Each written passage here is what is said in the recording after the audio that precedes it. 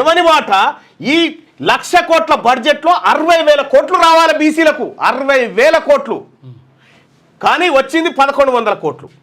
ఈ 1,15,000 కోట్లలో దాదాపు ఒక 70,000 కోట్ల రూపాయలు బీసీలకు రావాలి.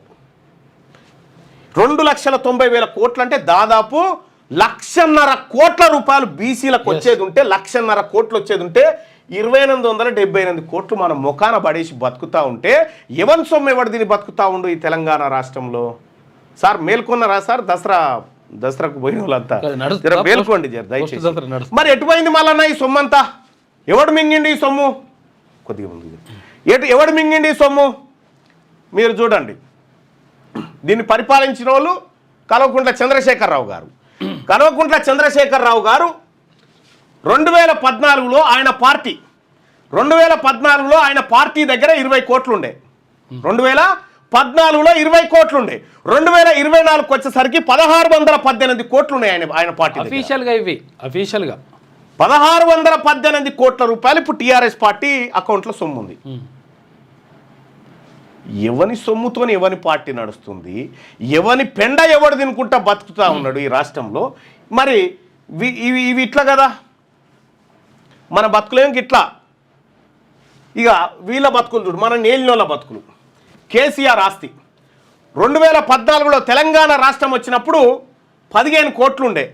ఆయన ఆస్తి 10 ఏళ్లలో 288% పెరిగింది. 288%. కేటీఆర్ ఆస్తి 2014లో 4,32,00,000 ఉండే ఆయన ఆస్తి. 10 ఏళ్లలో 1,134% పెరిగింది. 1,134%.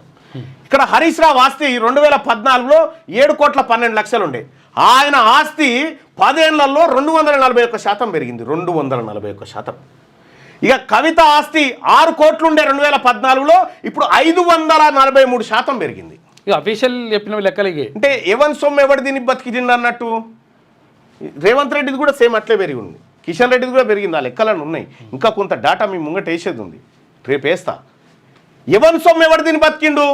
నిజంగా మన బతుకులు మారాలి కదా పెట్టిన బడ్జెట్లతో. మరి వీళ్ళ బతుకులు వీళ్ళ బడ్జెట్లో వీళ్ళకి కేటాయించలే కదా, కవితకింత హరీష్ రావుకింత అని. మన పొట్ట కొట్టి బతికిరన్నా వీళ్ళంతా, మన పొట్ట కొట్టి బతికిర్రు. మన బిడ్డల స్కాలర్షిప్లు ఇవ్వకుండా, మన బిడ్డలకు study circle, BC study circle అని పెట్టి స్టడీ సర్కిళ్లలో సౌకర్యాలు లేకుండా, చదువు లేకుండా మన బిడ్డలను ఉద్యోగాలకు దూరం చేసిన కుట్రలు జరిగినాయి అనేసరం. ఇంక ఎట్లా చెప్పాలి ఇంకా?